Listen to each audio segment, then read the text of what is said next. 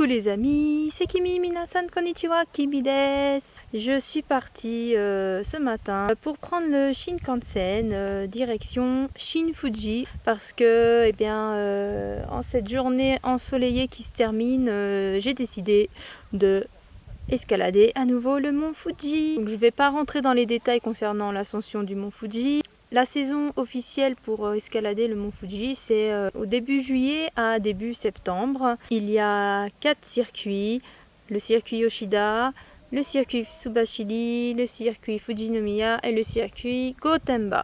Chacun ayant plus ou moins un certain niveau de difficulté. Beaucoup de personnes font l'ascension le week-end, pendant Obon notamment. Ce sont les journées où il faut d'ailleurs éviter d'escalader la montagne parce que justement les circuits les plus populaires se retrouvent bondés. Et beaucoup de personnes font surtout l'ascension de nuit pour pouvoir admirer le lever du soleil depuis le sommet. C'est un spectacle vraiment grandiose. Moi, pour ma part, c'est ma 5e ascension. J'ai déjà expérimenté chacun des circuits auparavant et là j'ai décidé de refaire le circuit Fujinomiya et de vous montrer cette aventure incroyable en vidéo. J'avais envie de partager ça avec vous. Pour l'instant, le temps est plutôt bien, j'espère que ça va se maintenir et qu'on pourra voir un magnifique lever de soleil de là-haut.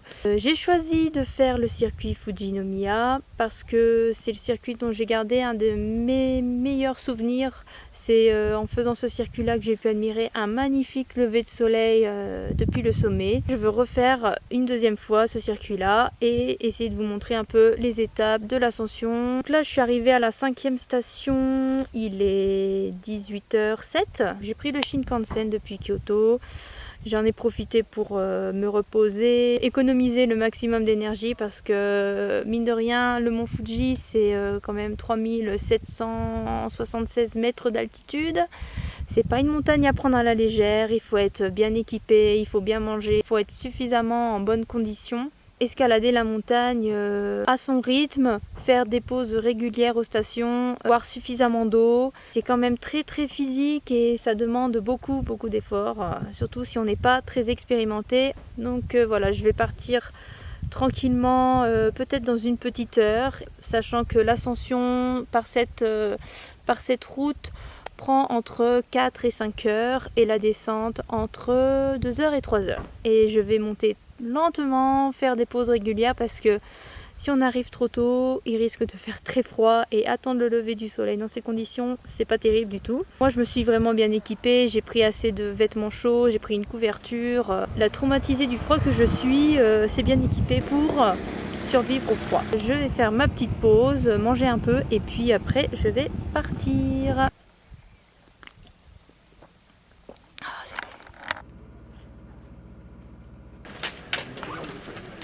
Donc le plan du mont Fuji, il y a les 4 circuits. Donc nous, Fujinomiya, c'est le circuit bleu. On va partir d'ici et puis on va monter. Je crois que en distance, c'est à peu près 5 km. Début de l'ascension, 18h30. Donc le circuit commence à 2400 mètres d'altitude. Donc j'ai reçu ce badge en échange de 1000 yens pour préserver le mont Fuji. À chaque circuit, il faut donner 1000 yens en fait. C'est un petit peu le ticket d'entrée pour l'ascension. Donc voilà, on va commencer tranquillement. La 6e station se trouve à normalement 20 minutes. J'arrive mon petit mont Fuji. J'arrive.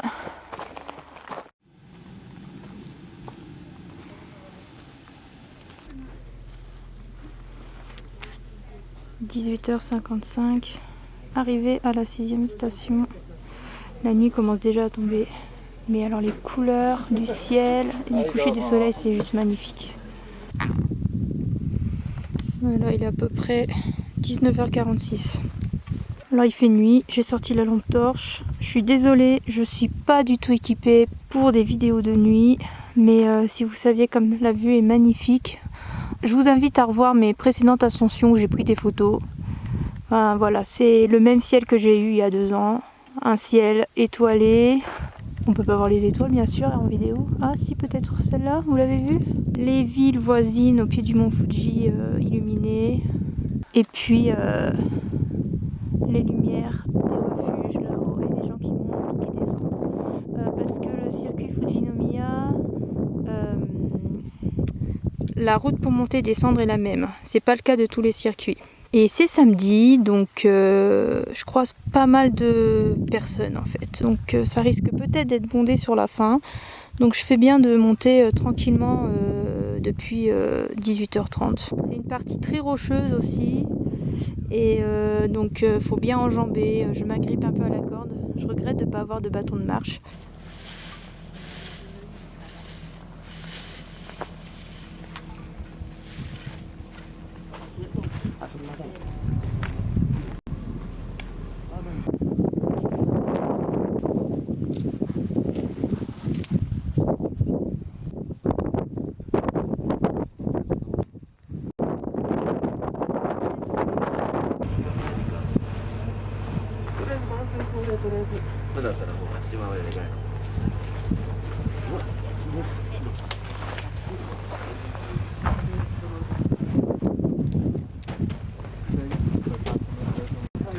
Voilà, on y est.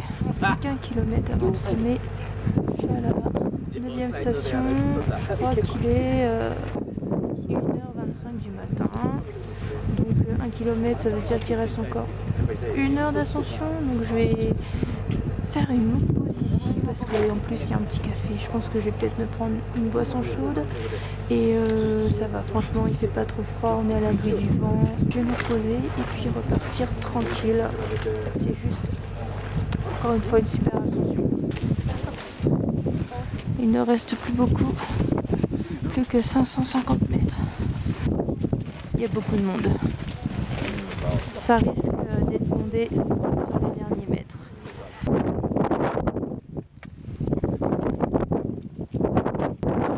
Voilà, il n'est pas loin de 4h du matin. La Toli qui signale le point d'arrivée. On y est. Ça y est, on l'a passé. On est arrivé. Je suis au sommet du mont Fuji. J'y suis. Donc là, on va marcher et trouver une bonne place pour admirer le lever du soleil. Les couleurs ici commencent déjà à changer. Donc le soleil n'est plus très loin. Dans 1 heure, il se lève normalement. Voilà, un peu plus de 4h30. J'ai trouvé une place confortable pour admirer le spectacle. C'est déjà super beau à voir. Les gens arrivent petit à petit pour s'installer. On n'a plus qu'à attendre patiemment.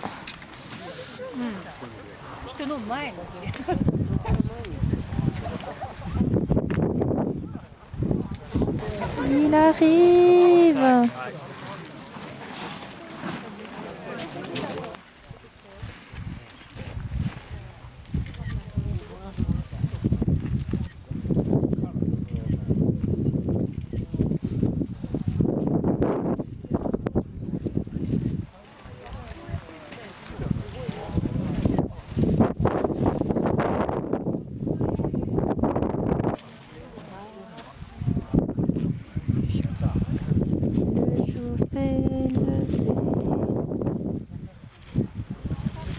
Ohayou gozaimasu. Il est un peu plus de 5h15 et le soleil est là. Il est aussi beau que la dernière fois. Un ciel magnifique. Vous pouvez pas rêver mieux. Pour des gens c'est peut-être banal, mais pour moi c'est un beau spectacle qui soit au sommet du mont Fuji. C'est juste magnifique. C'est après cette ascension de plus de 6 heures, tous ces rochers que j'ai dû enjamber, et c'est vraiment la plus belle direction. Et rien que pour voir ça, je suis prête à le refaire et à le refaire encore. Je vais peut-être essayer de vous montrer un petit peu le tour du cratère avant de redescendre. Je vais essayer de ne pas trop traîner parce que faut pas que je loupe mon bus ni mon Shinkansen. Enfin voilà, on va continuer encore un petit peu et puis on va faire la descente. La descente, ça risque d'être plus difficile, mais on va gambater.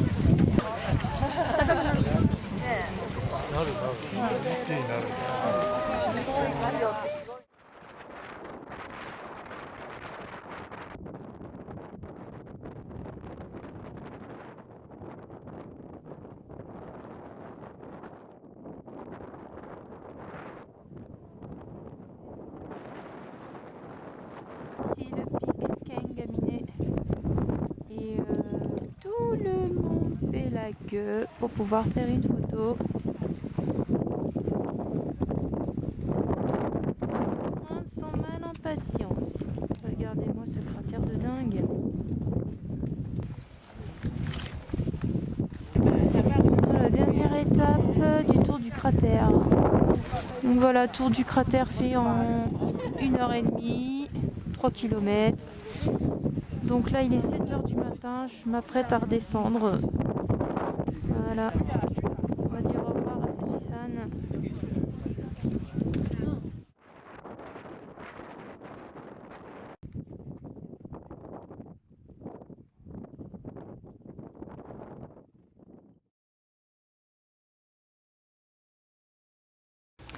Dernière ligne droite, l'approche de la fin, dans la forêt et le brouillard.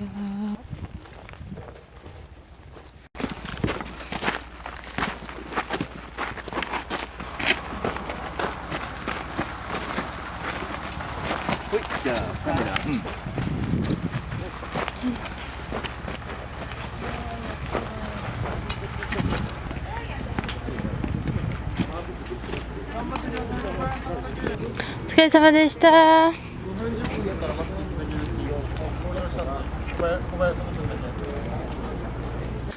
Voilà, c'est fini. Bon, j'ai pas eu le temps de faire la vidéo de conclusion après être descendue, donc ça sera ici chez moi maintenant que je suis bien propre et avec une meilleure tête.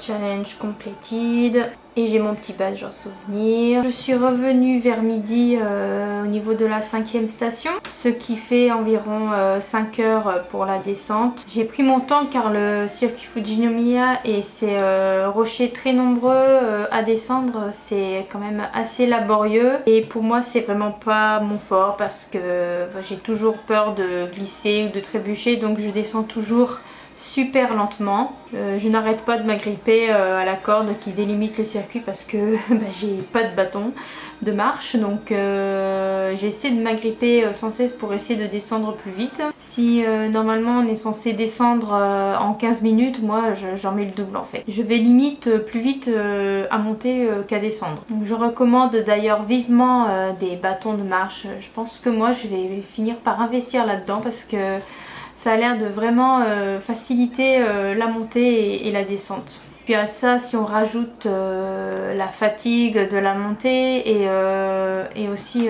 les conditions météo, genre il y a eu beaucoup de vent, mais alors des rafales très fortes de toutes mes ascensions. Je crois que c'est la première fois qu'il y avait des rafales aussi fortes. Ça rajoutait vraiment un petit handicap à la descente. Donc pour moi la descente c'est jamais vraiment un bon moment en fait. Je craignais de tomber et d'ailleurs ça a pas loupé.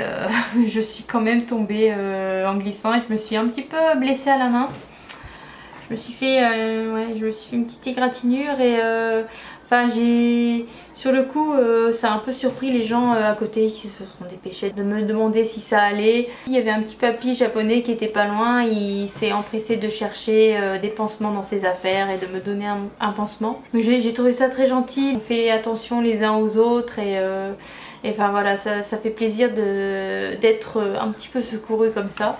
Sinon globalement c'était plutôt des bonnes conditions pour cette ascension. J'ai pas eu tant froid que ça malgré les fortes rafales de vent, c'était pas un vent vraiment glacial et bon bien sûr si on fait des pauses très longues on finit par avoir un peu froid là-haut, mais honnêtement pendant justement l'ascension j'ai pas du tout eu froid. Je ne me suis pas sentie non plus trop fatiguée surtout une fois arrivée en bas parce qu'en général une fois que j'arrive en bas, j'ai les jambes qui tremblent, enfin je suis vraiment essoufflée au bout de ma vie limite. Mais là, bizarrement, j'étais encore plutôt très bien. Bien sûr, j'avais la fatigue due au manque de sommeil, mais bon, ça c'est normal, c'est parce que je fais toujours l'ascension de nuit sans prendre le temps de dormir. J'ai fait vraiment des pauses régulières à chaque station, en prenant à chaque fois le temps de bien boire, de manger, de m'asseoir et j'ai fait des pauses plus ou moins longue pour vraiment bien récupérer et parce que sinon j'allais arriver vraiment trop tôt au sommet. S'il y avait un rocher qui était pas trop qui était plutôt confortable, j'ai essayé de me poser juste pour vraiment profiter du silence et de regarder les étoiles. C'est vraiment agréable comme moment. Donc voilà, une fois redescendue, je suis rentrée, j'ai dormi, enfin j'ai pris une bonne douche et j'ai dormi. Et voilà, je suis vraiment super heureuse et tout de même assez fière d'avoir pu refaire encore une fois le mont Fuji et d'avoir pu atteindre le sommet et avoir pu y admirer un magnifique lever de soleil. Franchement, c'était le même, voire même limite en plus beau que celui que j'ai vu il y a 2 ans en ayant fait le même circuit. Donc je me sens vraiment chanceuse d'avoir pu avoir ce beau spectacle. Donc j'espère que cette ascension en vidéo vous a plu et vous a donné envie d'essayer d'escalader le mont Fuji si vous ne l'avez pas encore déjà fait. C'est assez dur, oui, mais je dirais que c'est accessible à tout le monde.